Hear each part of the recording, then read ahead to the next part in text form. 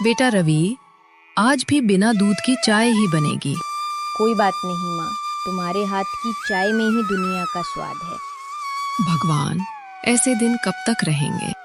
माँ, वो दिन दूर नहीं जब तू आराम करेगी और मैं तेरे लिए मेहनत करूँगा।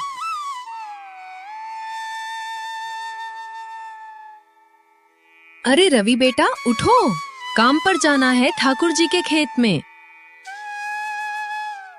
अरे हाँ माँ, आज तो बहुत देर हो गई है, अभी जा रहा हूँ माँ।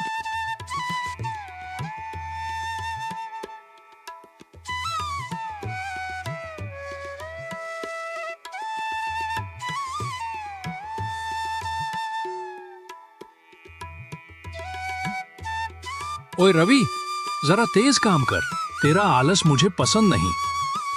ठाकुर जी, मेहनत से काम कर रहा हूँ।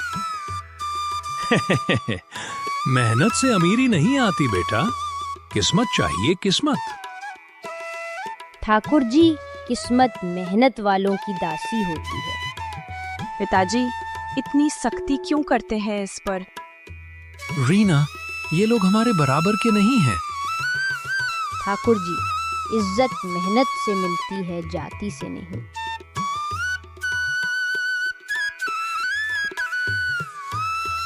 रवि को ठाकुर की बात बहुत बेकार लगी।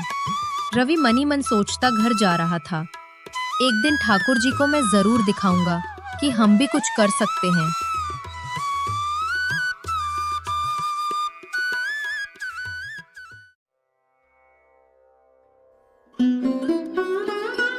आज इतनी देर क्यों कर दी बेटा? कब से मैं तुम्हारा इंतजार कर रही हूँ। थोड़ा जल्दी आ जाया करो बेटा। पता है तुम्हारे बिना मैं खाना नहीं खाती हूँ, फिर भी इतना लेट कर देते हो। माँ, मैं आज से काम पर नहीं जाऊंगा। क्या हुआ बेटा? ठाकुर जी ने कुछ कहा है क्या? हाँ माँ, बराबर अपनी लगन से काम करता हूँ, और वो आज बोल रहे थे तू बहुत धीरे धीरे काम करता है, और हमारी बेइज्जती कर रहे थे। बोल रहे थे ये नीची जाति के हैं, ये हमारी बराबरी के नहीं है, ये बड़े लोग अपने आप को क्या समझते हैं। और मैंने भी आज जवाब दे दिया। मैं तो बहुत अच्छा आदमी समझती थी ठाकुर जी को, पर वह तो बहुत बेकार आदमी है। आज अगर तुम्हारे पिताजी होते तो तुम्हें ये दिन देखने को नहीं मिलता। माँ, अब मैं पढ़ाई करूंगा और ठाकुर जी के सामने एक दिन जरूर कामयाब बन के आऊंगा। मैं वादा करता हूँ आपसे। पर बेटा, उतने पैसे तो है नहीं अपने पास। माँ, अब तुम चिंता मत करो, वो सब मुझ पर छोड़ दो, बस मुझे पढ़ना है।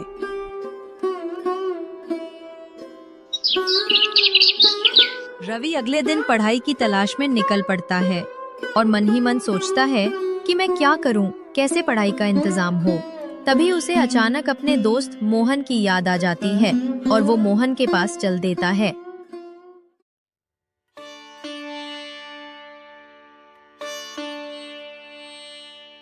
अरे यार मोहन, मैं तुम्हारे ही पास आ रहा था, मुझे एक काम था तुमसे। वैसे मैं भी तुम्हें याद ही कर रहा था आज। चलो बताओ क्या काम है? मोहन, देखो यार, तुम्हें तो पता ही है पैसे की मेरे पास कितनी दिक्कत है, और मैं ठाकुर जी की यहाँ काम करने जाता था। ठाकुर जी ने मेरा अपमान किया और मैंने ठान लिया है कि अब मुझे पढ़ना है और मुझे तुम्हारी मदद चाहिए दोस्त। तुम्हारे भाई टीचर हैं, अपने भाई से बात करोगे क्या कि मुझे अभी पढ़ा दे, और जब मैं बाद में पैसे कमा लूंगा तो मैं सारा हिसाब चुकता कर दूंगा।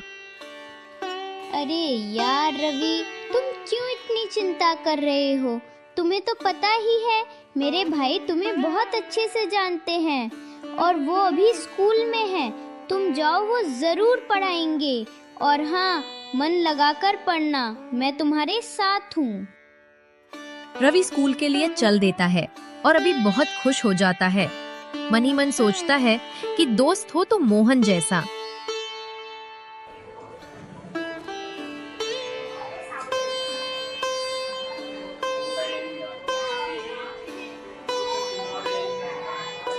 अरे रवि बेटा, बाहर क्यों खड़े हो? क्या बात है, अंदर आओ ना। अरे ठीक है गुरुजी, मैं यहीं पर ठीक हूँ। अंदर नहीं आ सकता हूँ, मेरे पास फीस देने के लिए पैसे नहीं हैं, और अंदर आऊँगा तो फीस देना पड़ेगा आपको। तो पता ही है कि हमारे पास कितनी दिक्कत है। अरे रवि, तुम कैसी बात कर रहे हो? तुम मेरे भाई के दोस्त ही नहीं, हमारे परिवार का हिस्सा हो। पैसे वैसे कुछ नहीं, तुम आओ बैठो बेटा। और हाँ, पढ़ाई अमीरों की नहीं, चाहत वालों की होती है। धन्यवाद गुरुजी, ये एहसान मैं आपका कभी नहीं भूलूंगा। आप मेरे लिए किसी भगवान से कम नहीं हो।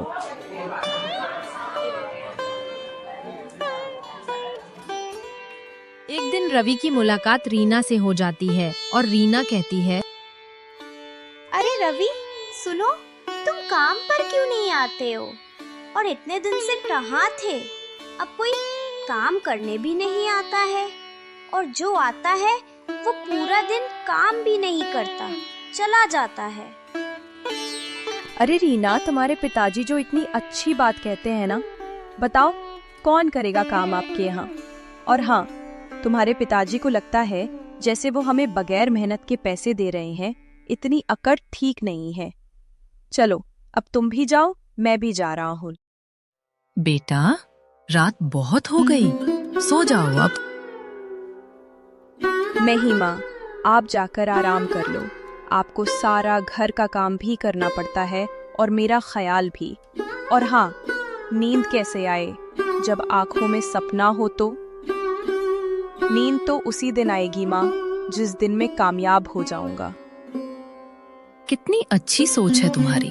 भगवान ऐसी औलाद हर एक माँ को मिले।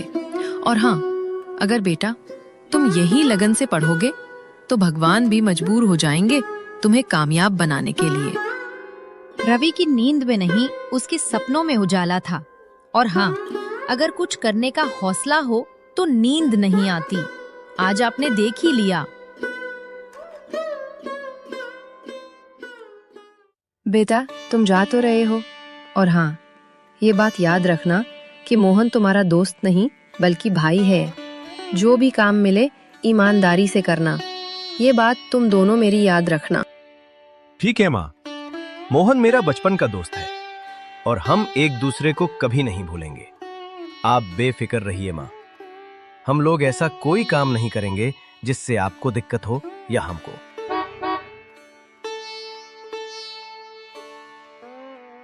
अरे यार रवि, हमने कितनी जगह काम ढूंढा है, कहीं कोई काम नहीं मिल रहा। क्या करें, समझ में नहीं आ रहा कुछ। अरे यार मोहन, क्या करें?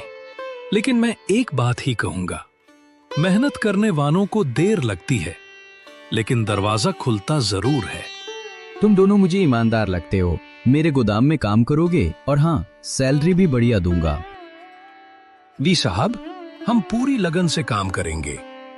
रवि और मोहन बहुत ईमानदारी से काम करते हैं, अपने सेठ के बहुत प्रिय बन चुके थे। रवि, तुम्हारी वजह से गोदाम का मुनाफा बहुत अधिक हुआ है और मुझे तुम्हारे जैसे ही इंसान की तलाश थी जो पूरी ईमानदारी से काम करें। बस साहब, सच्चाई और मेहनत साथ रहे तो किस्मत झुक जाती है। कोशिश करेंगे कि हम और अच्छा काम करें। और हाँ, आज से तुम मेरे सहायक ही नहीं, साझेदार हो रवि, और ये काम तुम्हें इसी तरीके आगे बढ़ाना है। मुझे उम्मीद है तुम अच्छा ही करोगे। और हाँ, अगर तुम्हें घर जाना हो तो अभी तुम जा सकते हो, क्योंकि मैं अभी यहीं पर रहूंगा और फिर मुझे टाइम नहीं रहेगा।